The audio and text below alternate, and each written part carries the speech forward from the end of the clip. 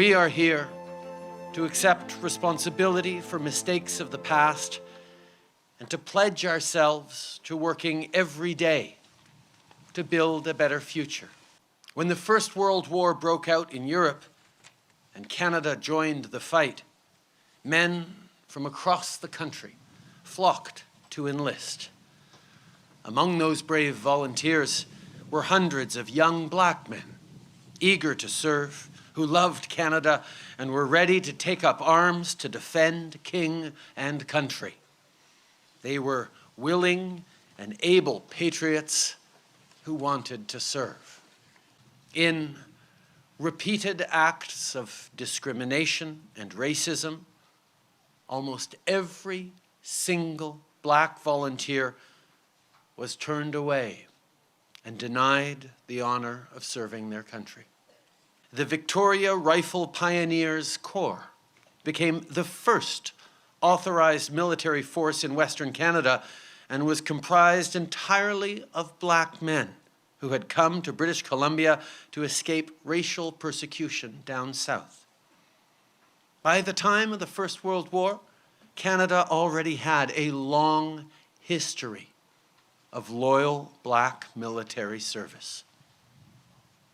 But in 1916, a major general took it upon himself to write a memo that disparaged the loyalty and combat capabilities of black men. 2 years after the war began, black men were finally permitted to form their own battalion, No. 2 Construction Battalion, Canada's first and only black battalion.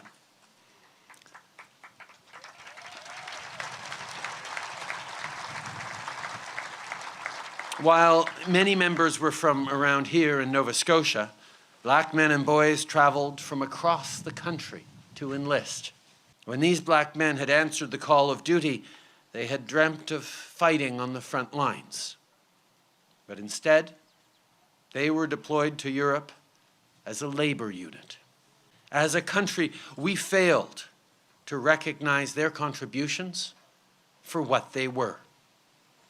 Their backbreaking work, their sacrifice, their very willingness to put their country before their self. The Great War was won at the hands of every soul that served. We owe these men, these brave black men, so much. I am here today to offer the Government of Canada's official apology for the appalling way these patriots were treated.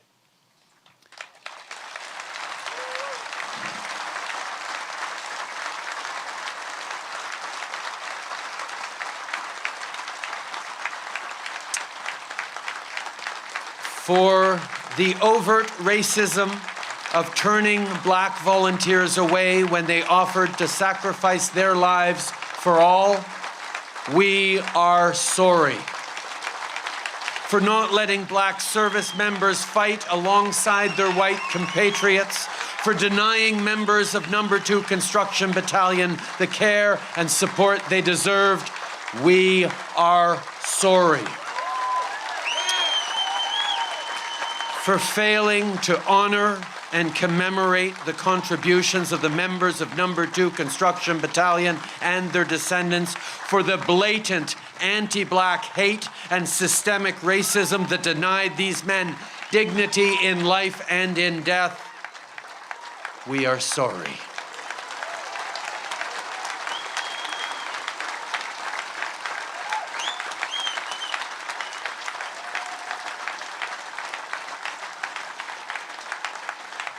We cannot and we will not ever let what happened to No. 2 Construction Battalion happen again in ways large or small.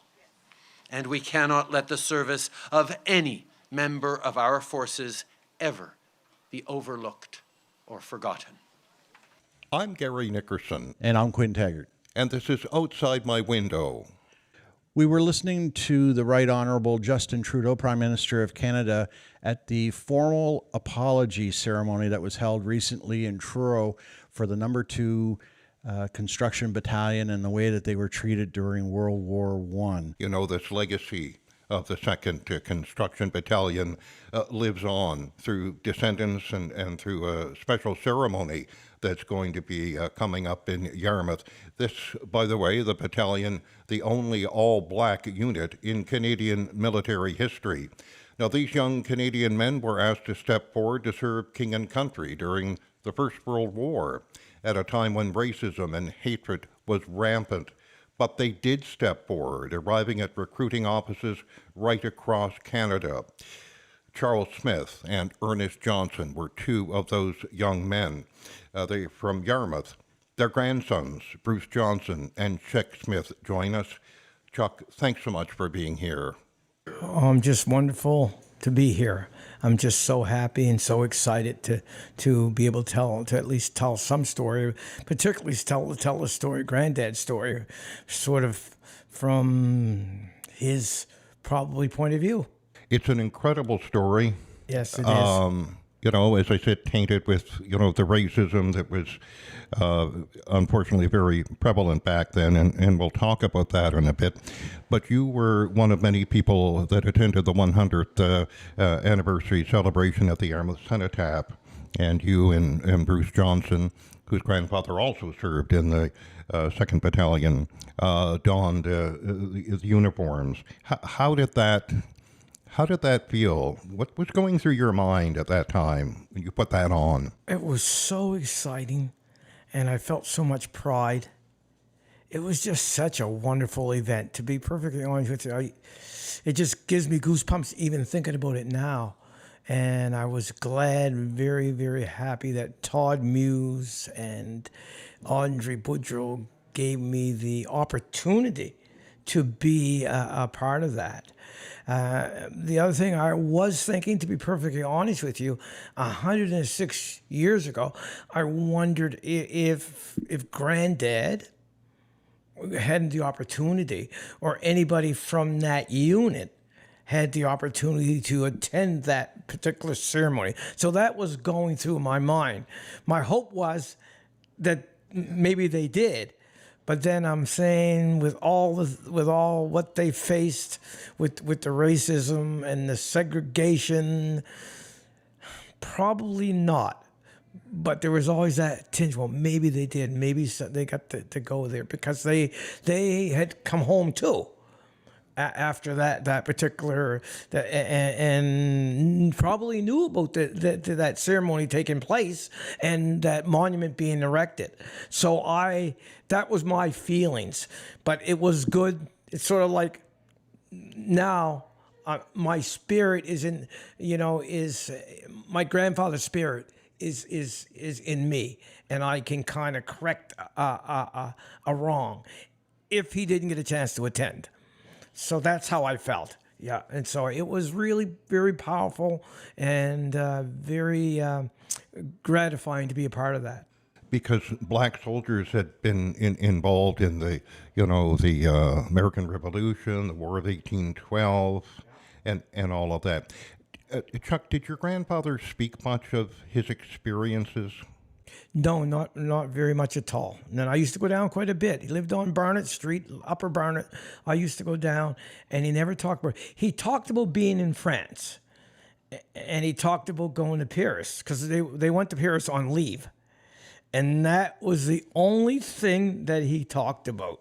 And they got shore leave. They went and they were able to visit some of the establishments in Paris and that type of thing, but. Other than that, he never talked about the fact that he faced discrimination and wasn't allowed to fight. In actuality, when I was young, I thought he did. I thought he was in the trenches and all that because he talked about being in World War I. But I did not know this story, to be honest with you. I didn't know this story until maybe about, I would say maybe 15 years ago. I found out the story. I had no idea as a youngster growing up, or going through high school or university. I just Granddad was in the First World War. That's what he said. And they went to Paris, and it was on short leave when they got leave. They went there, but I did not know about the story until quite, I was getting along in life when I found out, I couldn't believe it. I said, we couldn't even fight for our country. And that's how deep, it really made me realize how deep the racism was in that era, in that time, and it floored me when I found out about that. And it's not unusual for veterans not to speak of their experiences. Exactly. It's difficult for them. Yeah. We in reading some of the history of the 2nd Battalion, I mean, there were white soldiers who were very explicit that they didn't want to serve Right. next to black soldiers. Yeah, I know. So that was how deep it was. So and once I found out, I said, okay, so in Yarmouth during his time, he would have known white men, that in the neighborhood that got the opportunity to go. And so I would imagine how discouraging that was for him when he went to the recruiting, depot to be rejected. Yeah, and so it really would. I tried to put myself in his place, and it must have been very difficult for him to accept that. And so you talk about post-traumatic stress. Well, that really was a very post-traumatic stress for them, that they couldn't go and join and fight. And by the way, Granddad was married. He had a son, and he left his wife and his son to go to overseas and in that unit. So yeah, so it was really He must have felt very strongly about participating. He did. Yeah. I was able to go online in the database and to check, because you can go online and check out. Because the Army was great at keeping notes. That's one perfect keeping, and he, when he was over there, he got good conduct medal and all that kind of thing, and he ended up being acting sergeant major. So I feel that he probably was quite an exemplary type of soldier when he was over there, and just for them to put him in the ranks and put him up to sergeant major. And the other thing, he could read or write. And what a lot of people didn't know, that I think it was maybe half or maybe a little more half couldn't read or write. So those guys, because you see they signed their X. And so maybe that's why they put him up to, and he was because as a sergeant major, he would be in charge of getting those guys on drill and all, and that kind of thing over there in France and stuff like that. Yeah. So, it was, it would be quite an experience. But like you said, he never talked about him. And my wish is I could find a picture somewhere he was in uniform, because there were some that had in Calvin Ruck's book had pictures of their, and you can see the pride when they got those uniforms on, right? Because even though they didn't have the chance to use the rifles in the trenches, they were still proud of the fact they went over there, because you could see it where they're dressed in their uniforms and so. But my wish is I could find one, and I imagine there probably was, but it gets lost like everything else, because after a while everything fades away, right? And come back and have to worry about just living in general, living in life, and still living in basic poverty too, because some of the soldiers never got their pension, and I would imagine he was one, because they didn't know or didn't apply or whatever, right? Yeah, I know that my dad's dad was in the Merchant Marines during World War II, and they didn't get recognized. Yeah, that was for their another, effort as well. Exactly, yeah. Until long after he had passed. Yeah. He passed in 79, and they didn't really get recognition until 2000. Now, I find the interesting part about this unit, and not every black soldier got rejected by the recruiting office, because it was the individual recruiting office. It wasn't like a blanket thing. If I went down and I was in the right recruiting or the right recruiter, I could get in. And example A would have been my wife's father. He was in the number. Wasn't in the number 2. And I thought he was, because I had this assumption that everybody that was black was what was in this unit, but it goes by regimental number. Anybody in that regiment had the number started with 93. And for the life of me, I couldn't. When I found his number, I said, "Well, it doesn't make sense." But then I found out he was from Kentville area. He got in. He got in the war, and I don't think he actually ended up going over and fight in France in the trenches. But he went to England, and he was in the unit, but it was not the number 2. So there were those that got in the war movement, got a chance to fight, and they weren't the number 2. So that's something that needs to be told. So, and it was very individual. So you hit the right recruiting officer, you could get it, which is kind of crazy. And there is one guy in Yarmouth, and he's on that monument. There's 2 black gentlemen on our monument, our cenotaph, that were killed in action. One of them is Percy Bierman, and that would actually be Steve Bierman's grandfather, and Steve knows the story. And the other was Chester Parnell. Both those guys were killed in action because all those guys on the cenotaph were people that were killed in action. So they got on, which is kind of interesting. Yeah, Percy Bierman was not in number 2 construction, but Chester Parnell was. And they're both on that monument.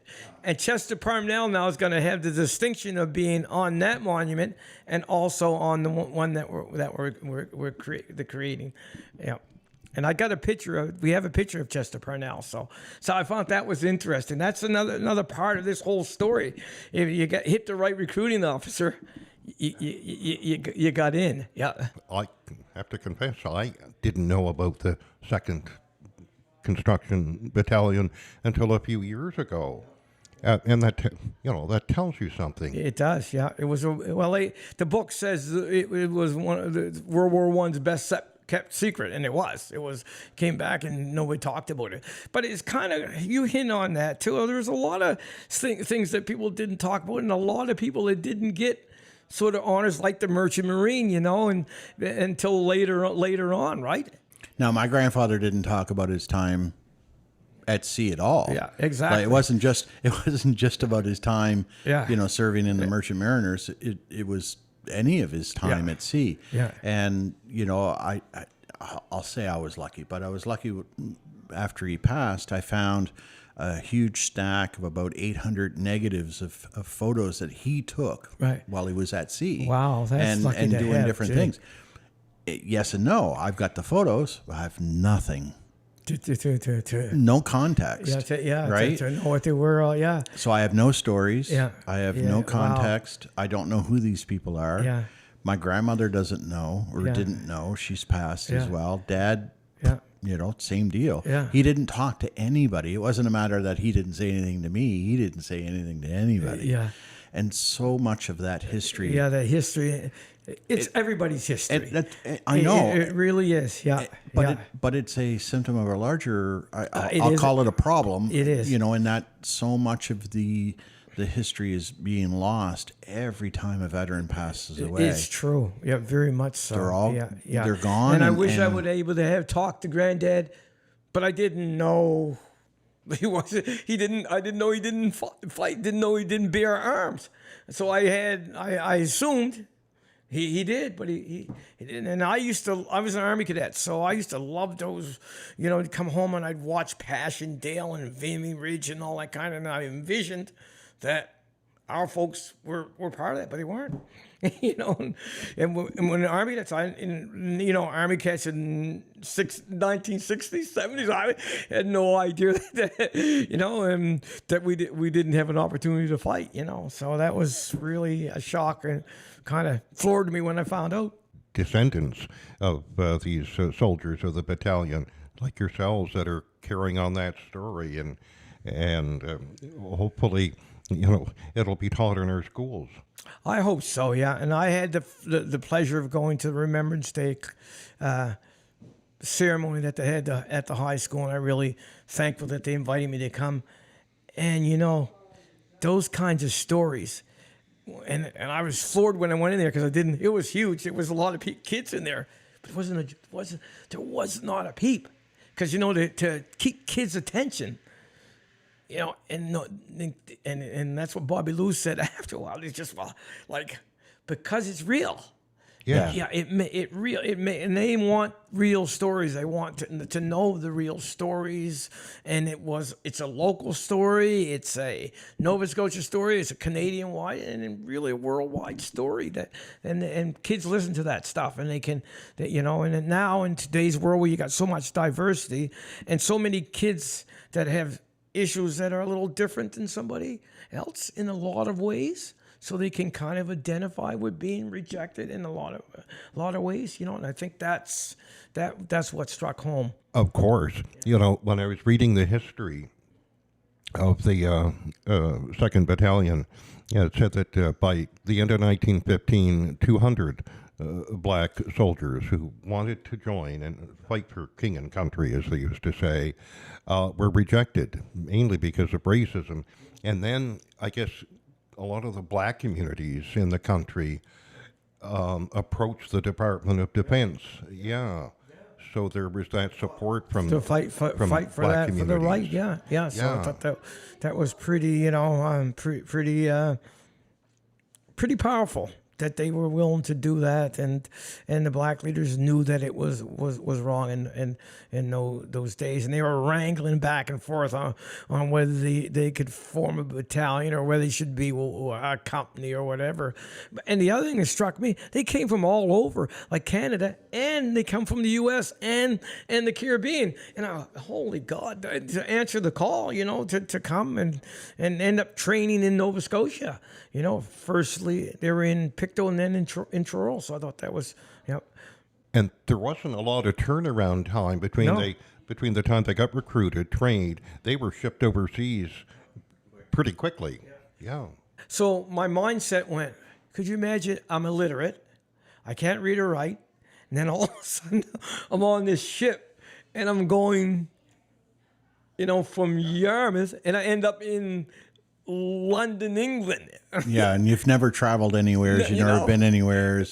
You might have come to town by horse or buggy or whatever, but I mean, you haven't done anything. Yeah, what you've done is you've worked as a laborer on the docks in Yarmouth, because the 99%, that's what they did, worked as laborers on the docks in Yarmouth, and your descendants, you're probably third or fourth descendant of people who were slaves, who came here under duress, right?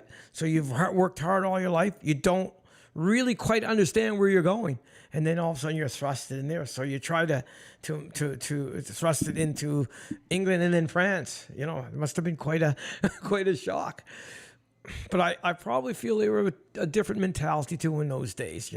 It was like going through a depression. Though they grew up pretty quick. And so when you figure out those particular people would have made great soldiers, because what they'd been through, how tough they were, and how scrappy they had been, mostly from the south end of Yarmouth around here, and you had to learn to fend for yourself and be tough, working down on the docks. And Yarmouth was quite a booming town back in those days. It would have been pretty, it would have been pretty scrappy. So that. All that things went through my mind, and to be illiterate and to go, and what would that trip take? Almost a month by boat? I would think. Yeah. What do you do? Yeah. What do you do? Yeah. Kids today can't manage 15 minutes without the internet. I know. Wait, what do you think? What do you think it might have been like for him after he came back, though? Did your grandmother say much about what life was like after he came back? No, they were still surviving. Yeah, see, now Granddad got into the ministry. I don't know if you knew that. No, I didn't. No, Granddad got into the ministry, and I think probably he worked as, and his title was a boot black. You know what that was? Shine shoes. Oh, okay. Living. That's on his attaché paper. That's what it said. That's how he was making a living. So one of the issues with a lot of these men went over was to make more money because they were getting, a better paycheck than they were working on as a boot black or working as a laborer. So, but your question is, no, they were surviving. They were still trying to live. I think he was at that particular time was starting to get into divinity. I think he went off to probably divinity school and started to get into the ministry. Now, why he got involved in that, I envision his father was, because my great grandfather was an African Methodist minister, so I would imagine that's why he turned to become a minister and all that. But I'm just guessing that. I don't really know. I was never told that. I know that they, and I think either one of you guys said they don't talk much. Back in those days, didn't share stories, you weren't, and when you didn't dare ask because But he never said anything to his wife either. I mean, I don't think so. No. I don't know. He didn't. He might have. He probably did. No, I know mine didn't, and my grandmother didn't ask, or she gave up asking. Yeah, my granny, and then like I say, I think they were too busy surviving to. Yeah. I mean, Granny was a great planner. In those days they were getting ready in the fall for winter and all that kind of thing. So I think you were just working on surviving. Before he got into ministry, I probably did labor work or whatever, that type of thing, or maybe went back to what he was doing before. But yeah, it's a good question. Why we never talked much about it. Never talked at all about that. I mean, my wife's father was an example too. He never mentioned anything. Just so happened that his wife died first, and that's when they found out that he was actually in the military. And he could have been getting a pension for years, but they didn't know. But he knew his regimental number, because everybody that's in the military know the regimental number, because before you get paid, because I remember being the cadets, I had to quote my number. That's right. Yeah, so you learn. Got to dot the I's and cross the T's. You did. That was military, right? Yeah. So the question is, I don't think it was talked about very much. I think they settled in and they just accepted. Because you accept the way life is. This is where you're at, and you have to try to survive. What about the community at large? Because I mean, obviously, he would have been facing some adversity being in the military. But what was the community? What would have Yarmouth been like in receiving him back? Would you just slid right back into where he was? I think so. Yeah? Yeah, I really do. I think so, yeah. He really would have just slipped back into where he was and surviving and trying to get work or and of course at the same time trying to do ministry. And I think probably he had a few more children. I know he did. It was all boys. So then my dad was the last one. He was the youngest, and then my uncle, a couple uncles before him. So they were concentrating on feeding their family, and sliding back into society and that kind of thing, and moving on. Yeah, and I think in those days you learn to move on quickly because they were suffer. The pandemics was the order of the day, because there was smallpox, there was dysentery, there was all these things going around. The influenza outbreak as well. Yeah, it was really, so you were just trying to survive. And I had my uncle, my namesake, my name is Eric. And he died of tuberculosis, which was huge back in those days.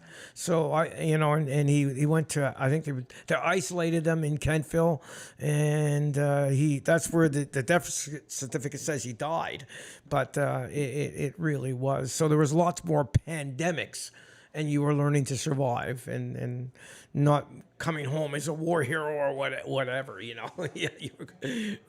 survived and moved on. I'm looking at an ad that was placed in a newspaper back in 1915. I'm going to read it as is, as it was printed back then. Number 2 Construction Battalion for Colored Men of Canada Men required for all kinds of construction work. The battalion will go overseas as soon as recruited up to strength. Apply to the nearest recruiting office. Chuck, do you think that now that we are all starting to learn more about the contributions to the war effort by members of the 2nd Construction Battalion, and that we're also learning about the rampant, that non-black people are learning more about the rampant racism back then, that we can learn how to, sort of overcome that? I mean, that's a $64,000 question. I realize I've been fighting that for forever. But, do you think that's maybe a stepping stone to understanding each other? No question about that at all. I think it really is. It brings it to light. It really brings it. It shows how rampant it was, and how there really was. Because sometimes people say, "Well, it wasn't that bad," but it was. It was really bad, and it was. There was, and there's still issues going on in the world. But I think if you learn these types of stories, it helps to reinforce. Yeah, we've still got a ways to go, and these people survived and worked hard. They were outstanding citizens in their community, and we need to honor and respect that. And I think that's and not to judge based on the color of the skin, because that's simply all it was. It's just it's just kind of, and we're in 2023. It's kind of ludicrous, really, when you start judging people based on we're educated human beings for the most part, and most people aren't illiterate, and so we need to get beyond that. So we all bleed red. Yeah, exactly. My best friend was a guy, Wayne Robisher from South End, and we did the old we cut each other's arm, and we were blood brothers. And that's what we are, really. We're blood brothers. We're all in it together, right? And so I think it's a really good step. To these stories need to be told, and that will help us move forward. Yeah. Well, telling some of these stories kind of flies in the face of a little bit of this cancel culture. Yeah. And I'll call it crap because that's how I believe it is. That's my personal opinion, but that's how I feel about all of that.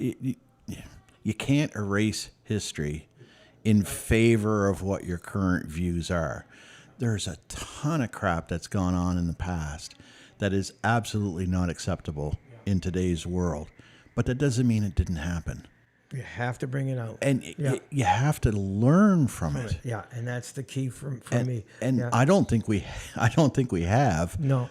It as much as what we would we like to haven't see. advanced as much as you would hope that we would have advanced. But to me, this process is very slow, and it takes time. As long as we're trying, it's a process, and it's a work in progress.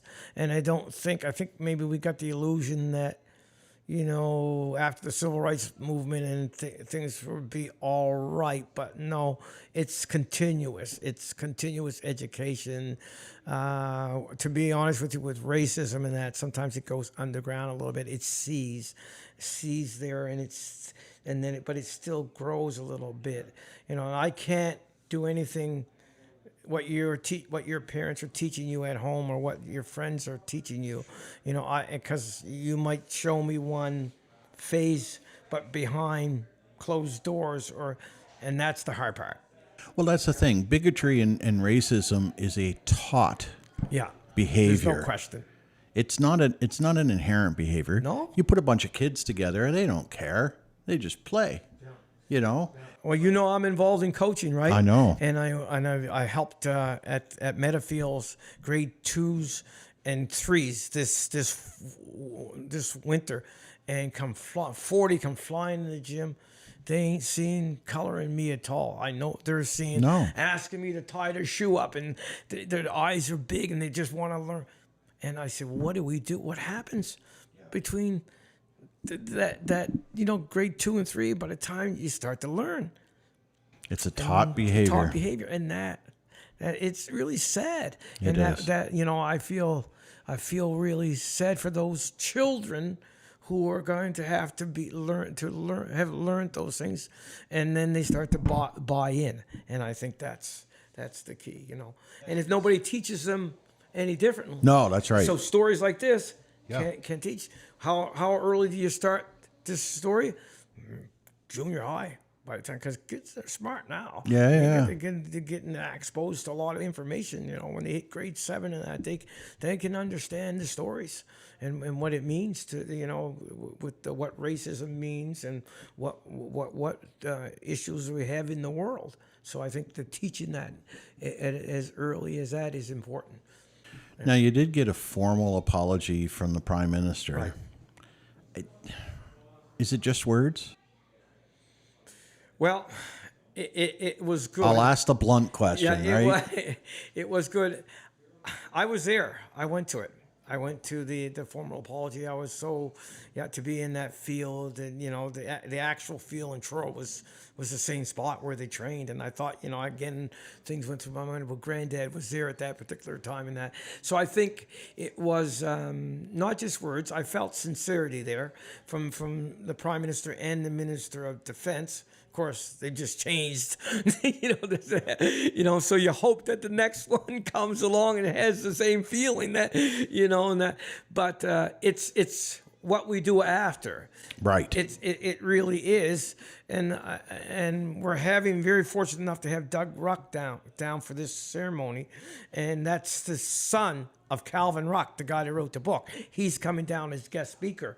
And he said it's about reparation after. It's about, this is just one step in the apology. So what other kinds of things can we do as society to help these issues that we have, to attack the problems that we have, So to continue, not to say, okay, apology, good.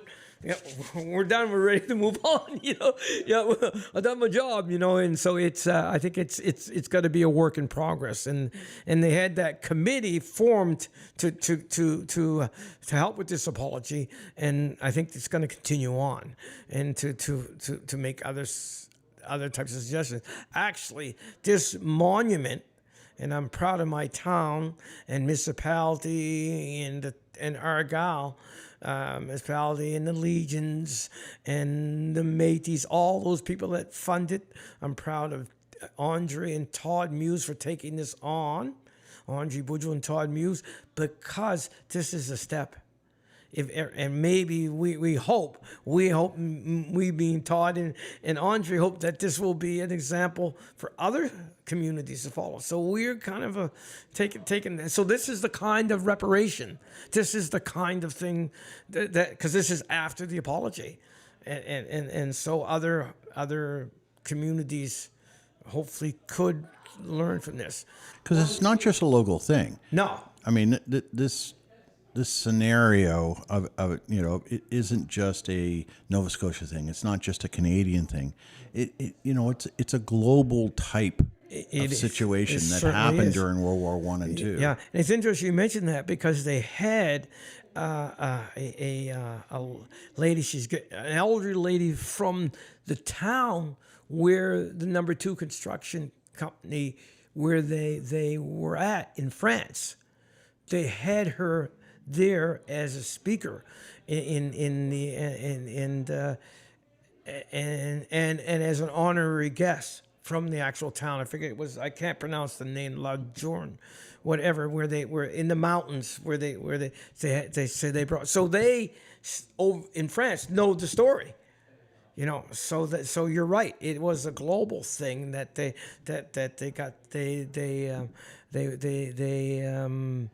impacted. It just didn't impact our area. Yeah. So it's a really good point. Yeah.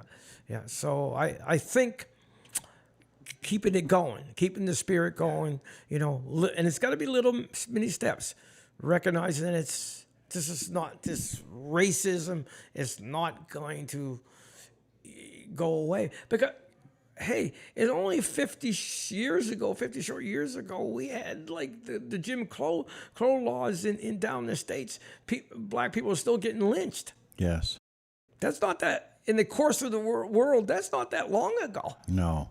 So we expect it to go away just like that?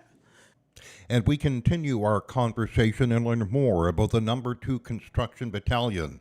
A reminder, the only all-black military unit in Canadian military history. We're joined now by Bruce Johnson. Bruce, thanks for coming in. Appreciate it. Thank you for inviting me, Gary and Quinn. Just before we started recording, you were talking about your grandfather. You were young when he passed away. Yes, I was actually in grade 6 when my grandfather passed away. Did he ever, to your recollection, ever speak of being a veteran and former member of the Number 2 Battalion? Unfortunately, as far as my memory goes, he really never talked much about being in the armed forces at all. No. And that's not unusual. I mean, Chuck said the same thing about his granddad. Never talked about it. No. It seems to be the thing for people going to war or having anything to do with the war. They really don't say a lot about it when they come back to their normal life. So he may not have relayed any stories to you, but did he talk to your grandma at all? I'm sure he did, but unfortunately, my grandmother passed away when I was like in grade 1. Oh, no. Yeah, so I really never got to know my grandmother. And of course, when we're that young, even in grade 6, we're kids. We don't think to ask our parents or our grandparents about their life when they were younger. I guess a lesson we should all learn, especially young people. Talk to the elders, and you can learn so much. I know you could. And I really never talked to my father much about his war experience, but he told me some things over a period of years, and I was older, of course. Bruce, when did you first find out about the Number 2 Construction Battalion? Well, it's just recently, over the past couple of years, I know Sharon Robart was doing some research on the Black Battalion, and that it came to light after Calvin Ruck's book came out, too. And so that's when I really started to find out more about what's going on with the Black Battalion. Was it kind of a wow moment for you when you first heard about it? You thought, oh my gosh. Yeah, and it was very interesting because back in 1916, things were totally different than they were today. Most of the black population worked hard labor everywhere. And you were lucky to get a place to live at that time, let alone being in the armed service. It was really exceptional.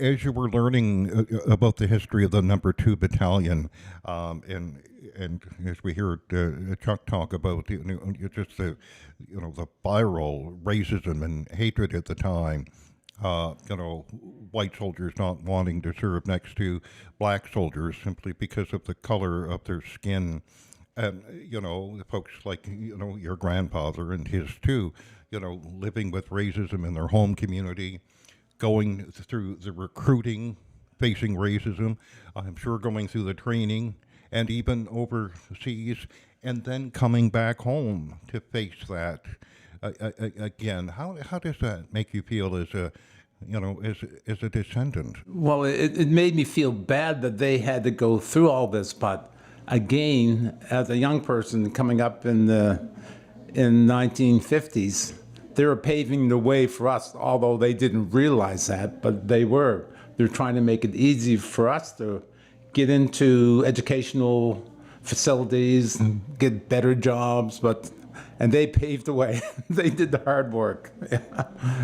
At the recent Cenotaph event, you and Chuck were dressed in traditional uniforms. That must have been an emotional moment for you to do that. Oh, it was. It made myself, and I'm sure Chuck, it made us feel very, very proud of what took place back in the First World War. Really, they're finally getting their recognition, and we felt great about just being in that uniform. Now, with that in mind, it's taken a long time to finally get some recognition from that. We were talking off camera about my grandfather, who was part of the Merchant Mariner division during World War II, and it took a long time for them to finally get some recognition. Not nearly as long, obviously, as the number two, and certainly not to compare the two of them as side by side. But at the point where the Prime Minister issued an apology, as well as enhanced the recognition for the number two, that again must have been an emotional moment for you and your family. That certainly was a milestone in my eyes. I never ever thought that this would actually happen, and it did. So it was a wonderful feeling for myself and my family and everybody else who watched the program. It made everybody feel great. Finally. So the up-and-coming monument reveal, which is coming in September, is a local thing. But are there other movements, other places? Are people talking to you, or are you reaching out and seeing if other areas are going to do the same? I haven't talked to anybody about any other areas, although there's been talk about our presentation. But once that happens, I think other areas will probably pick up the pace and maybe get something done in their particular area too. Do you think technology has helped with that? Live streaming, Twitter, I'm going to say Facebook, but we know what news on Facebook really isn't there anymore, unfortunately. But no, for sure, that's definitely going to help. When they see this on film or wherever they're going to see it live, it's going to make a difference in that community, for sure. This is a stepping stone, really, in the overall scheme of things, because there's much more work to be done. Oh, this is just a start, yes. And actually, if you've seen the poster that Nova Scotia put out 2 years ago, the second person on that was actually related to my grandfather. He grew up as a brother to that particular person. His name was Stephen Johnson, too. Yeah. But he was from Weymouth. And granddad was from Weymouth, too. One thing that I wanted to ask you, and I'm trying to position the words properly here, is that as a black individual growing up here during the 70s, 60s, 70s, you chose a professional path as opposed to like a labor or blue collar path. What sort of experience did you have going through that? Well, it's very interesting because people always said I took the non type of career that nobody else took. But I was fortunate to have living on the street where I lived on Prince Street. I had Bill Mooney and his wife Oral living diagonally across the street, and up the street a little further, I had Dick Judge, and up a little further, I have senior Mr. Mooney Leo up on that street. And I've often talked to Oral many times. She sort of tried to push me in that direction. She said there was a student position coming up in the local pharmacy in the hospital, and I should apply for it. And I've always wanted to be a physician. I thought about being a doctor ever since I was a small child. And I applied for that position, and I was lucky I got it. I got to work with Ray McMillan. He was a pharmacist, hospital pharmacist at that time. And once I was up there, I loved pharmacy. And I used to see all the doctors. Our doctors always came into the pharmacy to talk to Ray about something for a little break. And I said, boy, they're working some hard over there, so I think I'm going to stick with pharmacy, right? I know I'll have some time off to play with the golf in the summer. They're working 24 hours a day. How is your golf game? Not bad. Not bad.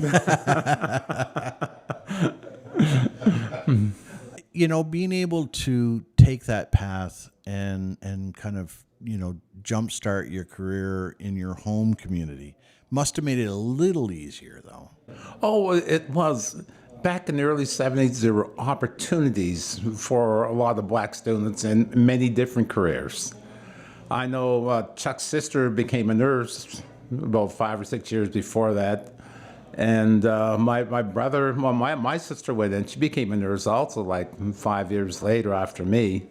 And Stephen was going to try to get into pharmacy, but at that time, it was full, so we just ended up taking a science degree at Acadia. But the opportunities were there. For those people who have been sort of needed a little help just to nudge them along in that particular direction would make a big difference in their life.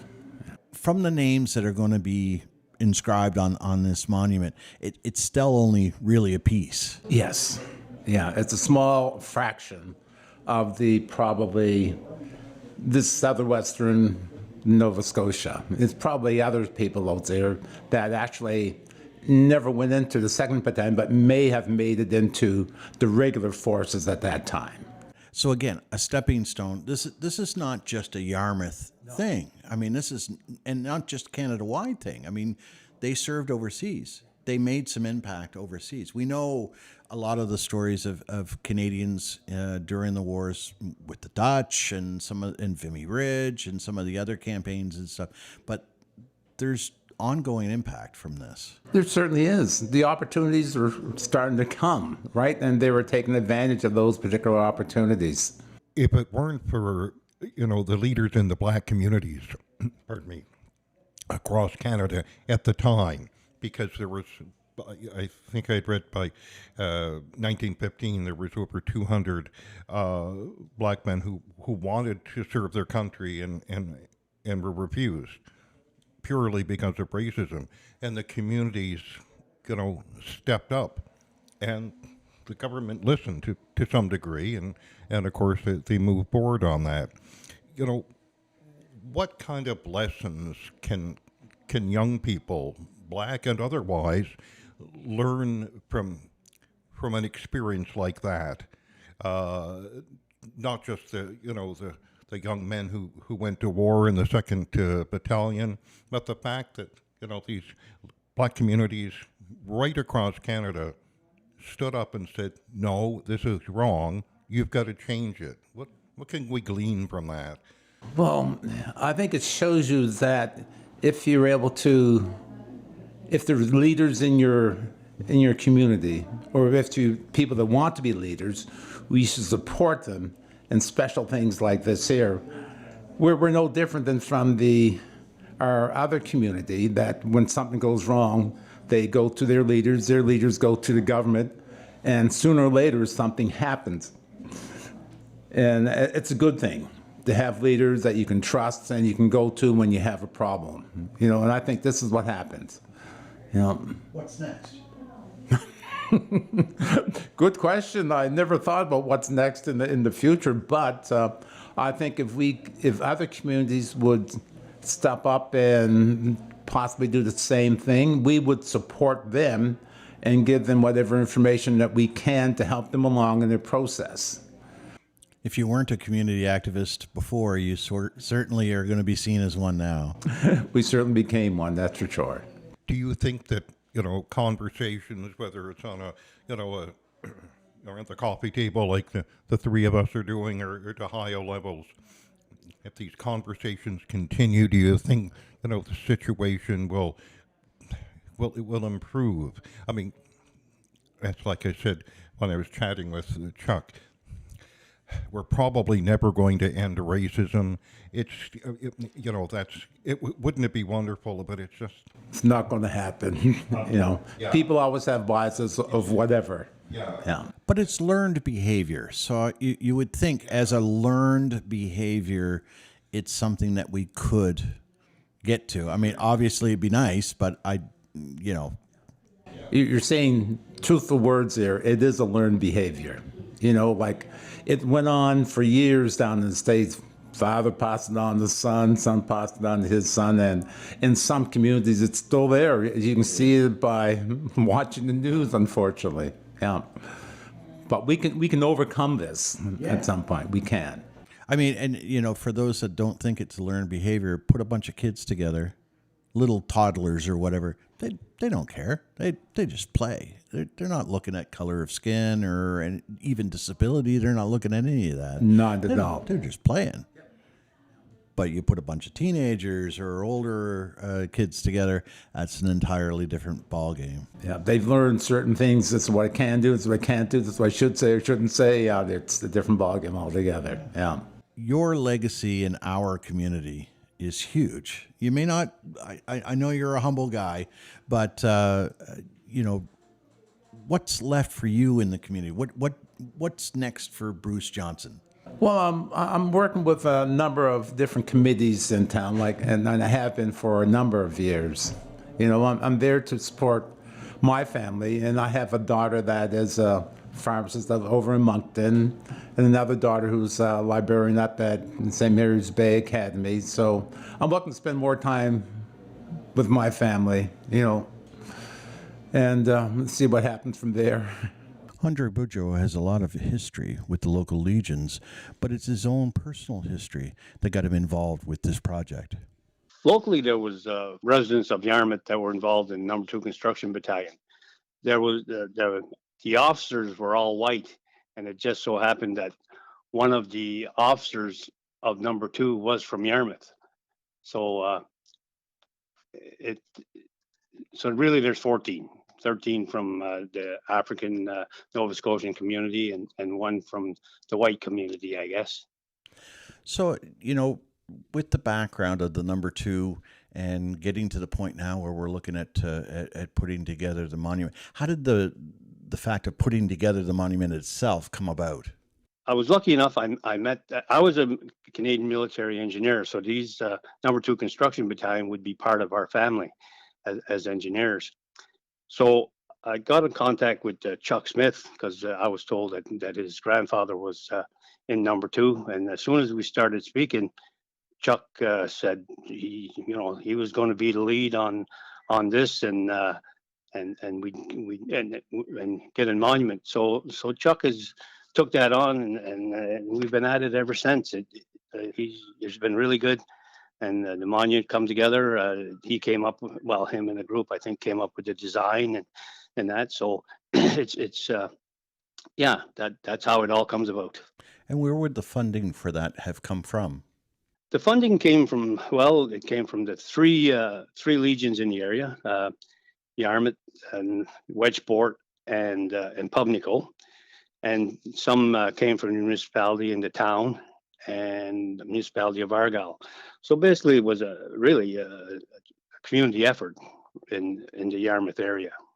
So can you give us the details about the event? It's coming up, I believe, in September. Yes, the 22nd of September we'll have the event. And it's going to start at 11 o'clock in the morning at where the cenotaph is now, because the monument is, if you're standing on the road looking towards the library, the monument is going to be placed to the left of the cenotaph. So Monday on the 22nd, it's a Friday, at 11 o'clock, we'll have a sort of a dedication ceremony. So we'll start off with the invited guests. There'll be some speeches. And after the speeches, we'll have the last post, reveille, and relaying of the wreaths, and then we'll have a closing ceremony, or we'll do a closing, and then there's going to be a lunch at the Greenville Community Center. Now, from this, do you see that possibly other recognition will come into play in a variety? I mean, obviously, for the size of what Number 2 was, there were members from across the country. So certainly it would be nice to see them all recognized. Yes, it would be nice. I honestly think that by Yarmouth having this one, that Yarmouth is going to be the leader, and you'll see other communities, probably Digby or Weymouth Way, that will follow suit. I honestly believe that Yarmouth will be the leader, I guess, to get this started at this end of the province. I'm Gary Nickerson. And I'm Quinn Taggart. And this is Outside My Window.